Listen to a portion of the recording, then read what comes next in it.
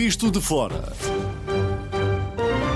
Olá, viva, bom dia, bem-vindos a mais um Visto de Fora, este Espanha-França, da análise da atualidade. Eu começo assim, em tom provocador, porque tivemos recentemente, Olivier e Begonha, bom dia, um Espanha-França, em que a Espanha levou a melhor. Begonha, permite-me começar de primeiro por quem foi derrotado. Olivier, surpreendido, a França era a grande favorita, mas foi totalmente maniatada pela seleção espanhola. Ficaste surpreendido? Completamente. Eu diria que é, para mim, uma das maiores surpresas. Eu digo isto, na verdade, apenas igual jornalística. Para mim, foi uma das maiores surpresas, não tanto a derrota, isso pode acontecer, mas a forma, campeã não é? da Europa. Portanto, mas é a forma. Ou seja, foi um hino ao futebol, foi uma lição absoluta do futebol. E lá, para mim, é por isso que eu considero que foi uma das maiores surpresas dos mundiais da história, porque da forma como jogava a França dentro de jogo, havia grande confiança, e uma Espanha que não tinha e não tem os nomes tão sonantes como tinha a geração do Xavi e Iniesta. E por causa disto, eu fiquei de boca aberta, eu acho que uma grande parte das pessoas no mundo, perante uma lição absoluta do futebol, onde a Espanha nos recorda que o futebol, antes de ser uma soma de individualidades, não é? É um coletivo. Eu acho que isto é a grande lição, mais uma vez, da Espanha. É a velha máxima. Begonha, surpreendida pela positiva ou estarias à espera desta exibição de Espanha frente à França? Sinceramente surpreendida, eu estava confiante, mas sabia que ia ser um jogo difícil. E há uma coisa muito boa com esta seleção, porque em Espanha acontece um bocadinho como em Portugal, que as pessoas costumavam, pelo menos, ter umas expectativas demasiado altas. E uma coisa muito boa com este selecionador, com Luís de la Fuente, que além disso é riojano, da minha terra, da terra do vinho, de Aro, é uma coisa muito boa que tem ele, é a humildade e como é que sempre jogo tras jogo. Não está a ter umas expectativas altíssimas de vamos ganhar, vamos fazer isto. Não, ter confiança e, como dizia Olivier, equipa. Este é um resultado de uma equipa que trabalha com um objetivo comum, jogo tras jogo. E então essa é a diferença. Vamos então já a seguir analisar o que é que representa ser a Espanha a única representante europeia no Mundial de Futebol. Damos início à análise dos temas que marcam a atualidade europeia. Euronet Plus. Begonha, continua contigo. Do teu ponto de vista, no quadro europeu, o que é que representa a Espanha ser a grande representante do velho continente na final do Mundial de Futebol, ainda por cima frente à Argentina? Exatamente, é uma honra, é uma emoção enorme e, sobretudo, é o resultado, como eu dizia há um momento, de um trabalho em equipa. Não temos grandes estrelas. As estrelas aqui desaparecem em prol de um objetivo comum. Então, isso é fantástico. E depois é um trabalho de muitos anos, porque Luís de la Fuente já era o treinador das equipas inferiores, de categorias inferiores. Então, há 19 anos que está a trabalhar com seleções diferentes, de diferentes idades, sub-19, sub-17, e então isto é fantástico. Do ponto de vista político e histórico, o que é que representa jogar contra a Argentina? Pois é uma emoção também muito grande. Scaloni, eu, como sabem os nossos ouvintes, sou do Deportivo da Coruña, e o Scaloni foi uma das estrelas do Deportivo, que morou e está casado com a espanhola, conhece muito bem Espanha, e então é a grande estrela, uma das grandes estrelas do Deportivo da Coruña. Então imaginem o que significa que joguem frente a frente Espanha e Argentina, duas seleções irmãs, porque nós temos um relacionamento com a Argentina brutal, muitos galegos foram lá e emigraram, e além disso, tanto Luís de la Fuente como Scaloni conhecem-se muito bem porque são amigos. Luís de la Fuente, o treinador, o selecionador espanhol, foi professor, não sei se sabe, em Portugal, um jogo de Scaloni. Com muito significado em Espanha. Imaginem duas seleções que são quase irmãs, que se quere moitísimo, e além disso temos o grande Messi. Claro. Espanha non ten figuras, mas temos a última grande partida, xogo do Messi no Mundial. Exato. Portanto, vai ser um grande Muito bem. xogo, para mim, cheio de emoção, Muito sem bem. dúvida. Olivier, o que é que representa a Espanha, o que é que significa a Espanha como grande representante europeia neste Mundial de Futebol? Bem, como já disse, eu acho que a ideia do futebol, eu acho que há, como é que pode dizer isto, do ponto de vista do futebol, há várias escolas. E a Espanha é a escola que tem sucesso, ou seja, eu acho que vai fazer refletir muitos outros países europeus. Olha, por exemplo, o caso do Portugal, que baseou muitas vezes o futebol nas individualidades, não é? E que não jogou nada bem neste Mundial. Eu acho que é para já uma visão, um caminho. A Espanha tem um caminho bem traçado e não tem a ver apenas só com o futebol, desde os Jogos Olímpicos de Barcelona, que mudou tudo em Espanha. Ou seja, um caminho muito bem traçado, que é a coletividade antes da individualidade. Este é o primeiro ponto. Agora, em relação ao outro ponto, não é, na minha opinião, por ser a Espanha o único representante da Europa na final, que todos os europeus vão torcer para a Espanha. Claro que não é? Sim. Há muitos europeus que eu conheço que vão torcer para a Argentina, por várias razões, por causa da Argentina ou de Leo Messi, também, não é? Não deixa de ser importante. Agora, é evidente, eu falo agora a nível pessoal, Sim. estou perante uma equação complexa, que é... Agora vamos esquecer o jornalismo, vou falar apenas só da pessoa. Força. Vamos falar de... Estou uma equação, Olivier, problema, sim. porque para mim a Espanha é a ovelha negra da França dos últimos tempos, não é? E de Portugal. Europeu, E de Portugal. mais mundial. Mais do que isso, deu uma dupla ressaca na minha vida neste Mundial, que é uma primeira ressaca com Portugal, bam, na cara, e uma segunda ressaca contra a França. Dupla ressaca. Até é complicado eu desejar a vitória da Espanha. Só que há um problema. Qual é? Estou perante um adversário que então bateu a França na final do Mundial de 22 e, sobretudo, não gosta nada, isto pessoalmente, do futebol ultra agressivo da Argentina. Não é nada a minha escola. E por isso, perante esta equação, o domingo, por mais incrível que pareça, apesar da Espanha ser a ovelha negra da França, vou ser 100% a favor da Espanha. Quem diria, Bem, Olivier? E o Sérgio que é o que vai fazer?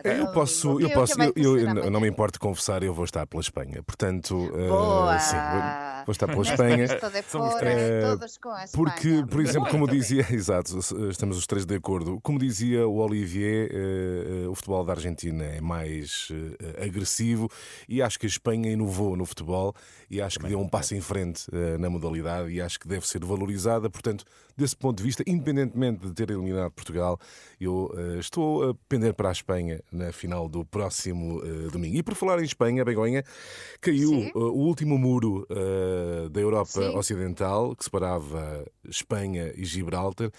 Como espanhola, o que é que isto representa para ti?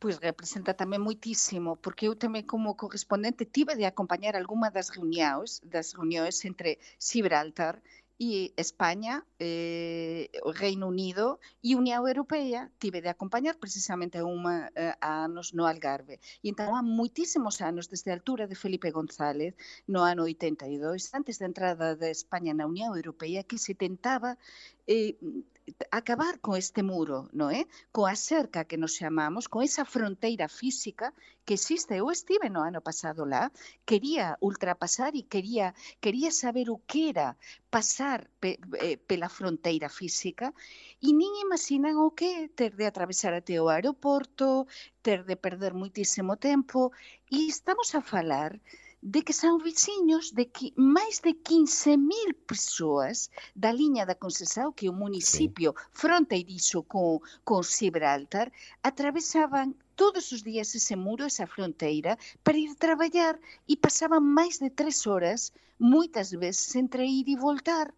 E então unha coisa surreal, como diría o noso Olivier. Então iso é derribar esa barreira física, aproximar as persoas, simplificar, mas non esquezamos unha coisa, que para o Reino Unido, Gibraltar non ten dúbida de que é deles. Certo. É dizer, a soberania Isto non pode está em conduzir a uma jogo. reaproximação União Europeia-Grã-Bretanha, do teu ponto de vista, rapidamente, Begonha? Sim, pois eu acho que isto tamén reaproxima, porque non sei se saben os nosos ouvintes de que máis de 90% dos gibraltareños, chamados llanitos, Sim. chamanse eles propios os llanitos, votaran na altura do Brexit a favor de continuar na Unión Europea. Exatamente. Por qué? Porque eles queren mesmo ser da Unión Europea, saben que é moito mellor para eles do que estar fora. Por iso isto pode axudar a esa Tem reaproximação. muito significado. Claro que pode,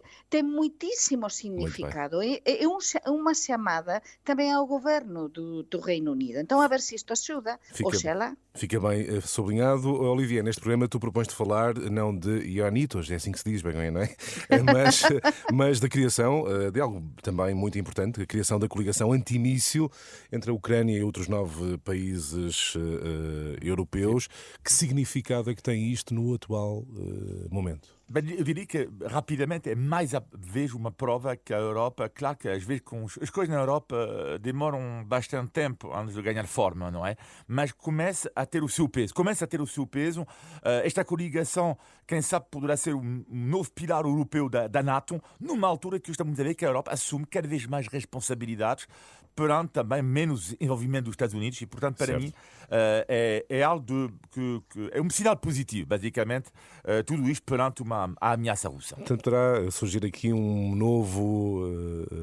nova plataforma, um novo esquema de defesa europeu à margem da NATO. É a tua perspectiva? Exatamente, sim, perfeitamente. Isso, sobretudo, já está numa altura em que há cada vez mais informações que a Rússia poderá, eventualmente, provocar de forma indireta o artigo 5 da NATO, eventualmente com os países bálticos ou a Polónia. É importante mostrar cada vez mais esta solidariedade e esta imagem forte também no Dia da França, no dia 14 de julho, com quase todos os países presentes ao lado de Zelensky. Muito bem, este Visto de Fora é uma parceria Renascença-Euronet, a rede europeia de rádios. Já a seguir vamos olhar para as férias dos portugueses. Euronet Plus. Milano, Zagreb, Bruxelas, Sofia, Riga. Euronet Plus, a rede europeia de rádios para compreender melhor a Europa. Um recente estudo do IPAN revela que os portugueses contam gastar em média 750 euros. A praia, zonas de praia estão no topo das escolhas, mas há aqui um dado muito interessante. Costa Alentejana e também parte do Norte já reúne mais preferências entre os portugueses do que o Algarve. Begonha, surpreendida Sim. com este dado, o Algarve já não é bem o destino preferencial dos portugueses. Por que será que isto acontece? Pelo bolso dos portugueses. Algo tan simples como o diñeiro que se ten para gastar.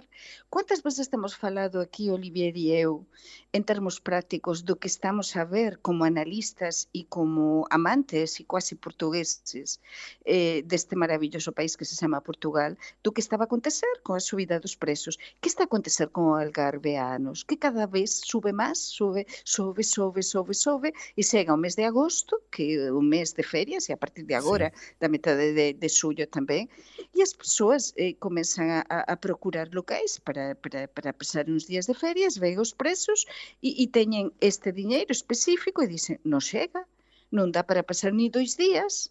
E entón, que é o que facen? Procuran locais máis baratos, mas que se sen tamén moito bonitos e atractivos. E entón, a Costa Alentexana é unha maravilla. Eu sempre dis neste programa que eu adoro Costa Alentexana. Os locais máis coñecidos, menos coñecidos, mas é verdade que tamén está a subir.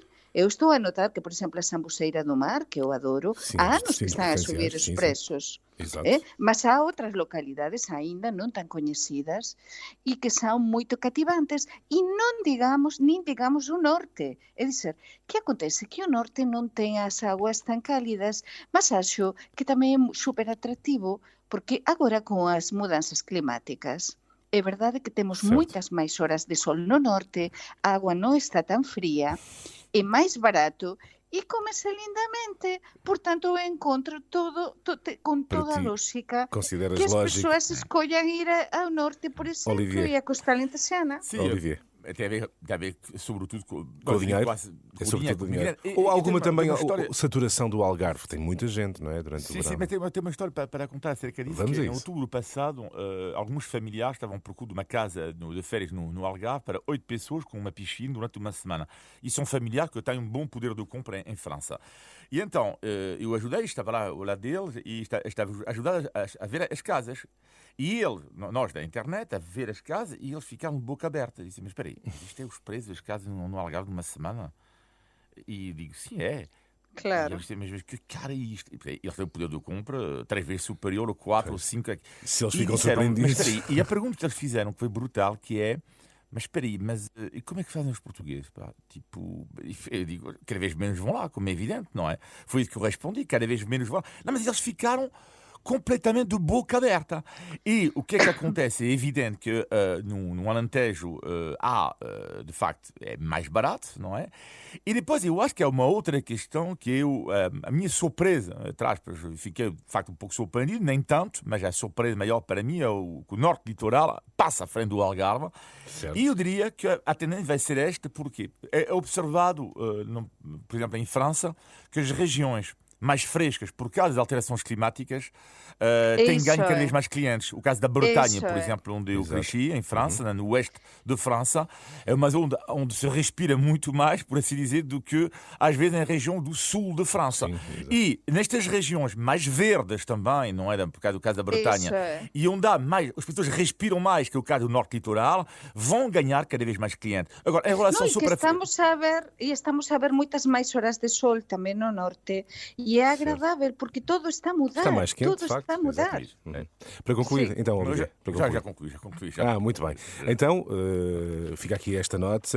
O Algarve começa a deixar de ser para o bolso dos portugueses. Nem sequer alguns estrangeiros consideram Não, e que preço atrativo.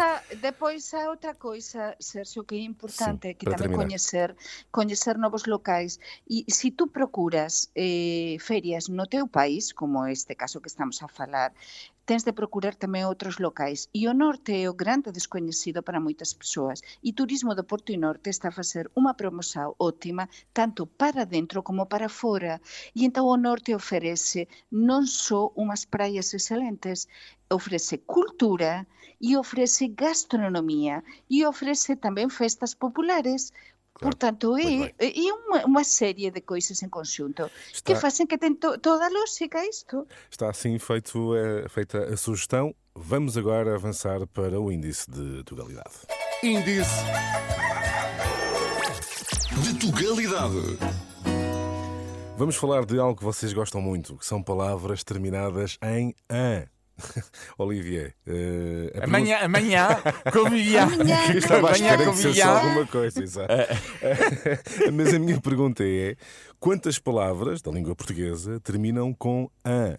310, 123 ou 228? E esta é? Eu diria 310. Não há tantos assim, de 120 e tal. Falharam os dois, enviaram os dois ao posto, porque há 228 palavras da língua portuguesa terminadas em "an", e eu gostava que vocês repetissem algumas dessas palavras. Vamos lá. Amanhã.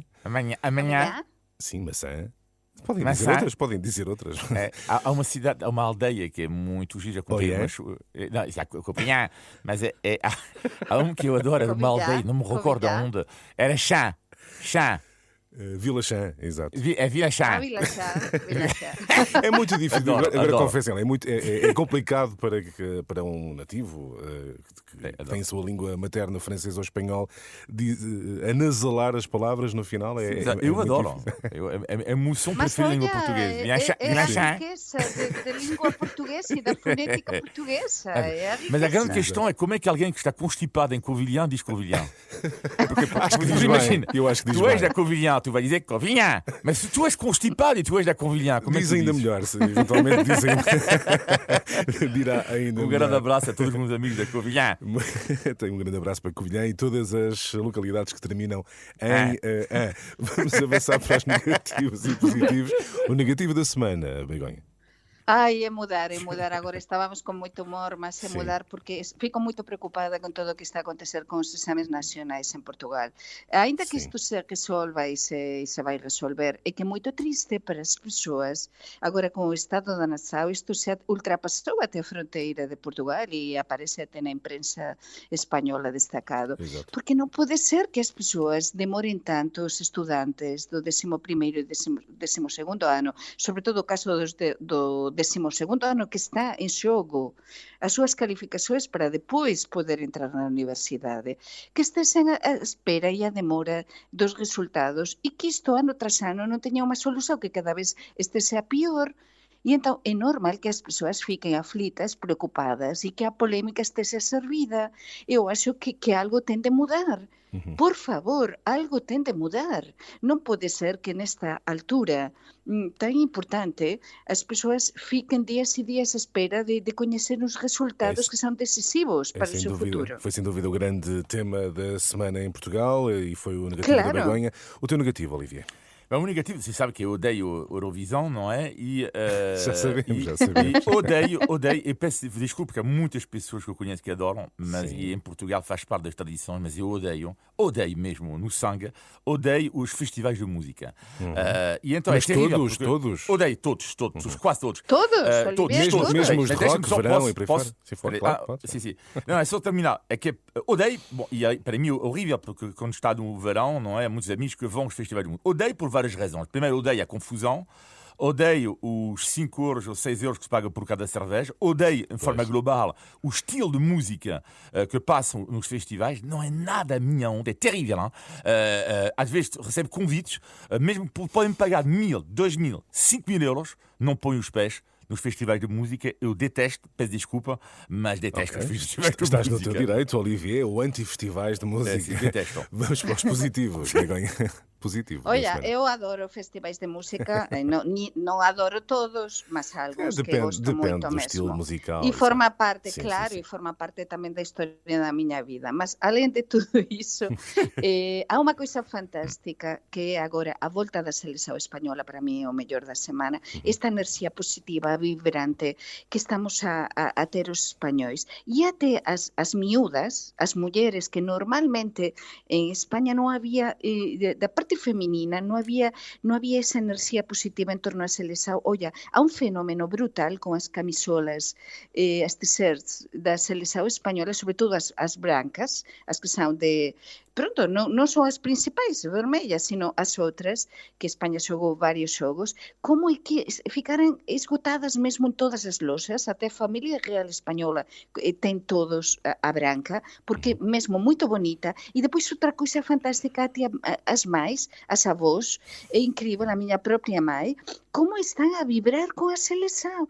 Eu estou a convencer a minha mãe para ver todos os jogos, vemos em família, ela está a vibrar, fantástico, com as bandeiras nas varandas, que isto não tinha acontecido, as bandeiras espanholas. Portanto, é um fenómeno brutal, uma energia brutal em torno à seleção e até as avós e as mães. Portanto, uma salva de palmas para a seleção espanhola. E veremos como é que sai a seleção espanhola na final de amanhã, domingo. Vamos ao teu positivo, Olivier. O meu positivo, eu adoro os restaurantes que têm, e aconteceu por acaso no último fim de semana na cidade de Parede, perto de Cascais. Eu adoro os restaurantes, para mim é um ótimo sinal quando há empregados de mais de 70 anos. E o que é engraçado é que parece que quando há um empregado de 70 anos, eu gosto mais ainda quando são 2, 3, 4, 5 ou 6. Quando é uma carruagem. Quando é uma carruagem de cabelos brancos, eu fico super satisfeito. Porquê? A carruagem de cabelos brancos tem a ver com a enorme experiência que eles têm, de forma global, o sentido de humor muito mais apurado, e depois eles têm uma coisa que é genial.